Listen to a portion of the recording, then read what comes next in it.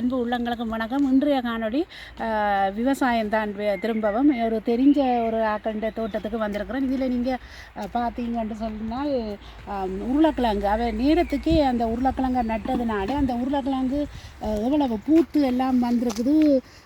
நிறையவே நெல், அதாவது எவ்வளவு தூரம் நாங்கள் நேரத்துக்கு வைக்கிறோமோ அவ்வளோ தூரத்துக்கு வேலைக்கு வந்துடும். அதாவது அந்த விண்டர் முடிய 4ஆம் மாதம் அப்படி 4ஆம் மாதமே வச்சிருக்கிறார். அப்போ அது வச்ச உடனே இவட நல்ல வெயில் போடுறபடினால எல்லாம் பூத்து இதண்டு வந்திருக்குது.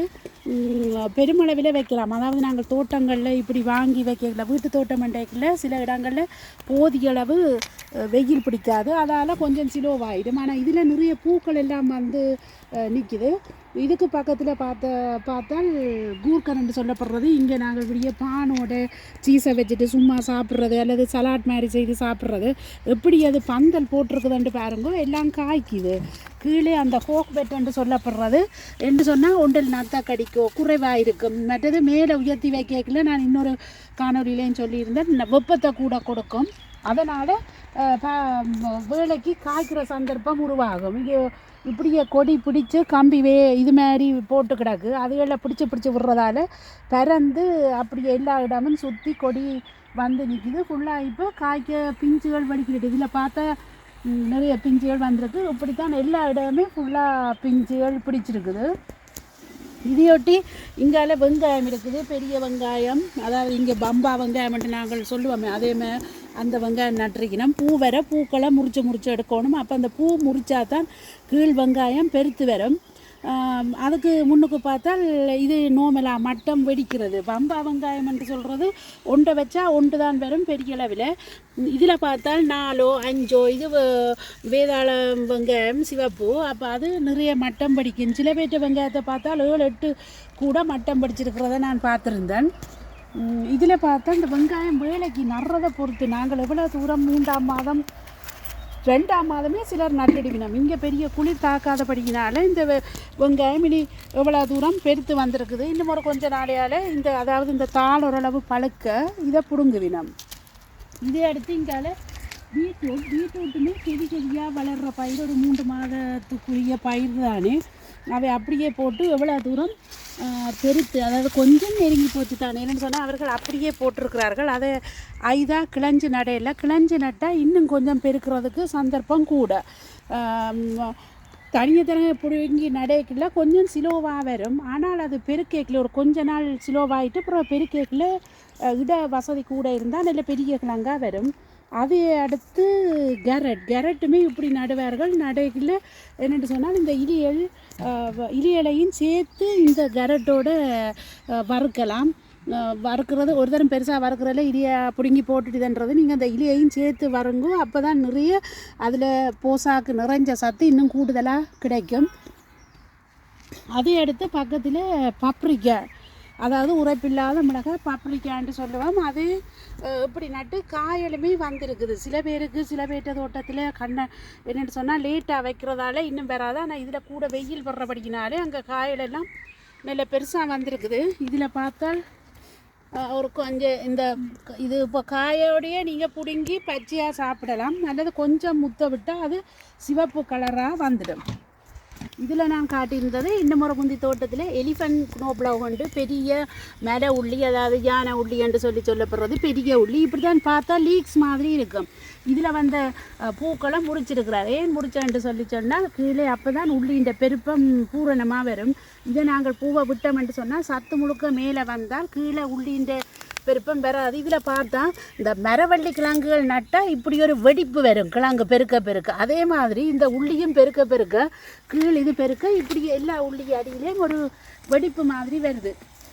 அதுக்கப்புறம் இந்த பூவையெல்லாம் நுள்ளி விட்டாச்சு. இது கொஞ்சம் வாடி பழுத்து அதை நாங்கள் பிடுங்கலாம்.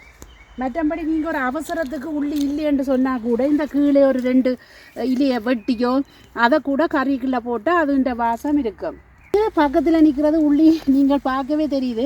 இந்த பெரிய உள்ளிக்கும் எலிஃபண்ட் உள்ளி என்று சொல்லப்படுற யானை உள்ளிக்கும் நோமலான உள்ளிக்கும் உருவத்தில் எல்லாத்துலேயுமே வித்தியாசம். இது நோமலாக கடையில் சூப்பர் மார்க்கெட்டிலையோ ஏசியன் கடையிலையோ வாங்குகிற உள்ளியை நட்டதான் இந்த உள்ளி. இதுலேயும் கூட இப்படி இங்கே இந்த பூ இப்படியே வரைக்குள்ள ஒரு சிலதை விடியினம் விதைக்கு வரட்டும் மேலேயும் அந்த உள்ளி வருமென்று சொல்லி ஆனால் சின்னனாக இருக்கும். ஆனால் நீங்கள் இதை இவ்வளோத்தோட முறித்து இதை கூட வெங்காயப்பு வறுக்கிற மாதிரி வெங்காயப்பு வறுப்பீங்க தானே. ஆனால் இதை கறிகளுக்குள்ள இதை வெட்டி போட்டால் அந்த உள்ளின்ற வாசம் மனம் முழுக்க இருக்கும்.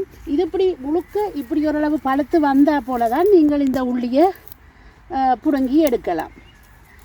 தக்காளி என்று சொல்லி சொன்னால் ஒரு மிக்க நாங்கள் விதை போட்டுட்டு கடையில் நாங்கள் எல்லாம் கூடுதலாக கடையில் வாங்குகிற எந்த தக்காளி பழ இனம் வேணுமோ அந்த தக்காளி பழத்தை வாங்கி விதி எடுத்து சாடிக்குள்ளே போட்டோன்னே அப்படி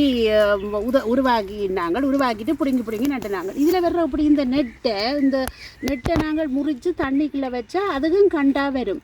ஆனால் கூடுதலாக சில பேர் இதை விடியினோம். ஆனால் இதை முறித்து விட்டால் இன்னும் கூட வளர்ச்சியும் இந்த வந்த காயல் பெருக்கிறதுக்கு நல்லா பெருசாக வரும். இப்போ நீங்கள் பல மரங்களோ உங்கள்கிட்ட இருக்கிற பெரிய மரங்கள் பல மரங்கள் தான் கூடுதலாக நிற்கும். அதுகளில் அடியில் நான் எங்களோட வீட்டு மரத்துலேயும் இப்படி கிளேபை போட்டு இந்த பச்சை இது ஒட்டி இருந்தேன். அதில் முட்டக்கூடாதுன்னு சொன்னால் அதில் அப்படியே கிளேபை ஒட்டி பிடிக்கிற தன்மை இருக்கும். அதை நாங்கள் ஒட்டி விட்டுறதில் கீழே இருந்து வர்ற பூச்சிகள் எவ்வளவு சேர்ந்துருக்குன்ட்டு பாருங்கோ. இந்த இதை நீங்கள் ஒட்டாட்டி மரத்தில் மேலே ஏறி போய் பூ வரைக்க பூவோடு இருந்து காய் வரைக்கல காய் உள்ளுக்க இருந்து அந்த காய் முத்தாமல் வேலைக்கு அந்த காய் பழுத்து விடும்.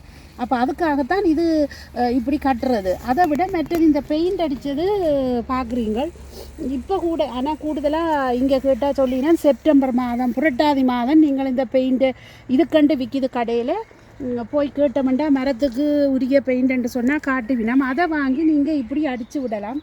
இந்த பெயிண்ட் அடிக்கல கவனிக்க வேணும். ஒன்றில் மழை இருக்கப்படாது. மழை இருந்தால் அடிக்கிற பெயின் கழுவுப்பட்டு போயிடும். அப்போ ஒரு இடைவெளியில் இங்கே பார்த்தீங்கன்னு சொன்னால் இவை கனநாள் அடித்து அது கொஞ்சம் எடுபட்டு கழுவுப்பட்டு வந்துட்டு இதை எடுபட்டால் ஒருக்கா சரி பண்ணி உறைஞ்சி இதண்டு போட்டு இன்னொருக்கா நீங்கள் இதண்டு விட்டால் தான் இந்த மரம் குளிருக்கோ வெயிலுக்கோ அது வெடிப்புகள் ஏற்பட்டுன்னு சொன்னால் அந்த வெடிப்புகளுக்குள்ளால தான் இந்த பூச்சிகள் ஏறுறது பூஞ்சனம் பிடிக்கிறது பாசி பிடிக்கிறது மரங்கள் பழுதாகிறது கூட. அப்படி மரங்கள் பழுதாகி வெடிப்பு வந்து என்று சொல்லி சொன்னால் இது பூச்சிகள் பிடிச்சி பழங்கள் ஒன்றுமே நேரத்துக்கு நல்லா பழக்கமுன்னா விழும். இதில் நீங்கள் பார்த்தால் இந்த பழம் கேச பழம் என்று சொல்லுவீங்கன்னா பார்த்தா நாவல் பழம் மாதிரி இருக்கும். அவ்வளோ நிறைய பழமெல்லாம் வச்சுருக்குது. இதில் இவர்கள் என்ன செய்யணும்டா ஜாம் செய்வார்கள். என்னென்னு சொன்னால் இவ்வளோ சாப்பிட்டு முடிக்கண்டில்லை. சிலது நல்ல இனிப்பாக இருக்கும், சில பேர் சாடியான ஒரு புளிப்பாக இருக்கும். ஆனால் அவர்கள் இது ஒன்றுமே வீணடிக்காமல் பார்க்க நல்ல இந்த இளந்தப்பழ குழிகள் மாதிரிக்கு அதில் பார்க்க நல்ல ஆசையாக இருக்குது. இதெல்லாம் அவர்கள் என்ன எடுத்து ஜாம் செய்யணும். அப்போ நீங்களுமே இப்படி இந்த பழம் கூட கிடைக்கலே எடுத்து அதை பாதுகாத்து வைக்கலாம். ஜாம் செய்து அதை கூட சாப்பிடலாம். கடையில் கூட நாங்கள் கடையில் வாங்கலாம் தானே ஜாம் இங்கே எல்லாம் மீன் வாங்கணும்னு சொல்லி நினைப்பீங்க. ஆனால் இங்கே மருந்தடிகள் இல்லாத பழங்கள் இல்லை, கெமிக்கல் இல்லை. நீங்கள் மனமாற நீங்கள் கண்பட செய்து வைக்கல தான் உங்களுக்கு சாப்பிடணும்ன்ட்டு ஆசை இருக்குது. மற்றது அவையே என்ன செய்வினோம் கூடுதலாக கனகாலம் இருக்கிறதுக்காக சீனியை அளவுக்கு அதிகமாக போடுவினோம். நீங்கள் உங்களுக்கு அளவோட எந்த சீனி கலக்கிறதுன்னு சொல்லி யோசித்து ப்ரௌன் சீனியா அதாவது சர்க்கரை எப்படி அது உங்களுக்கு உகந்ததும் ஆரோக்கியமானத சீனிகளை பார்த்து போட்டு அந்த ஜாமை நீங்கள் செய்யலாம். இதில் நீங்கள் பார்த்தால் இந்த பச்சை பட்டாணியை நீங்கள் பார்க்குறீங்களோ இவ்வளவு தூரம் வளர்ந்துருக்குது. அது சின்ன கம்பியாலே அப்படியே நீட்டுக்கு அடைச்சி அப்படியே ரெண்டு கரையில் தடி ஊண்டிட்டு அந்த கம்பி மாதிரி இடையில் விலையோடின விலை பின்னல் மாதிரி வச்சிருக்கணும். அதில் அப்படியே சுற்றி பிடிச்சி இந்த இப்படியான தன்மை அதை சுற்றி பிடிச்சி தாங்கி பிடிக்கும்.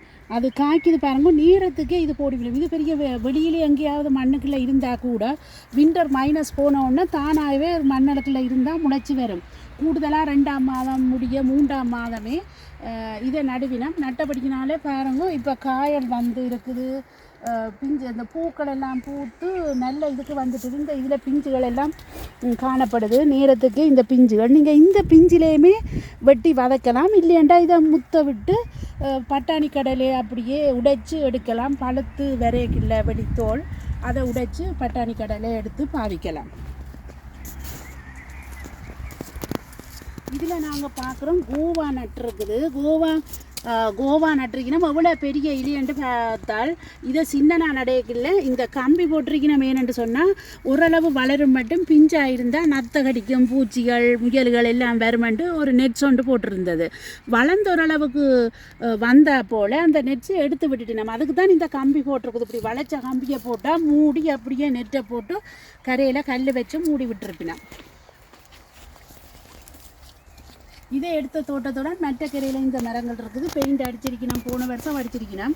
இதில் கடியில் கட்டி கிடக்கு. இந்த ஓரளவுக்கு சின்ன அதாவது எங்களுக்கு கண்ணுக்கு தெரியுது இது பூச்சி இல்லையாண்டு பார்க்குற அளவு குடிய அளவு சின்ன அளவெல்லாம் அப்படியே ஒட்டு போட்டுருக்குது. இதுகள் தான் பழங்களை பழுதாக்குறது. இப்படி நீங்களும் கட்டி விட்டால் கீழே இருந்து அப்படி அதாவது நிலத்திலேருந்து வந்து அதை தாண்டிட்டால் அதில் பிடிபட்டால் அப்புறம் மேலே வராது. நீங்கள் இப்படி கட்டுறது, இப்படி பெயிண்ட் அடிக்கிறது, இதை கட்டாயம் நீங்கள் ஒவ்வொரு தரம் இதை பார்க்குற நீங்கள் இந்த காணொலியை பார்க்குற நீங்கள் இதை நீங்கள் கையாளலாம். கையாண்டிங்கன்னு சொன்னால் பழங்கள் இதை பார்த்துட்டு நீங்கள் இப்போ பழ மரத்தை பார்க்க போகிறீங்க. பாருங்க எவ்வளவு பழுத்து குலையாக தொங்குது.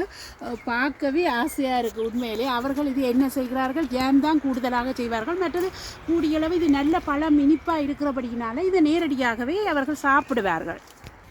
அடுத்து பக்கத்துலேயே ஆப்பிள் மரம் நிற்கிது. இதை கட்டி அதாவது பெருசாக வளர விடாமல் கட்டியாகி பதிச்சு வெட்டி இருக்குது. அது அப்படியே குழியாக அந்த பாரத்திலேயே ஆப்பிள்கள் இதண்டோன்னா நிலத்தில் தூங்குது. இனி இந்த முறை என்ன செய்வார்கள், இந்த ஆப்பிள் எல்லாம் பழுத்து முடிய இது எடுத்து எடுத்து போட்டு அதை சோட்டாகி எல்லாம் கட் பண்ணி மொட்டையாக்கி விடுவினோம். அப்புறம் அடுத்த முறைக்கு அது நல்லா வளர்ந்து ஒரு வடிவாக ஒரு ஷேப்பாக ஒரு ஃபோம் ஷேப்பிலே அவர்கள் அதை வெட்டி விடுவார்கள். சில பேர் பிரமிட் வடிவாக வெட்டி விடுவார்கள். சில பேர் ஒரு ரவுண்டாக குடை மாதிரியே அப்படியே வட்டமாக இருக்க வெட்டி விடுவார்கள். அது அவைய வேண்ட விருப்பம், அவன் தோட்டத்துக்கும் இருக்கிற இடத்துக்கும் அமைப்புக்கு ஏற்ற மாதிரி அதை சரி செய்து வடிவாக்குவார்கள்.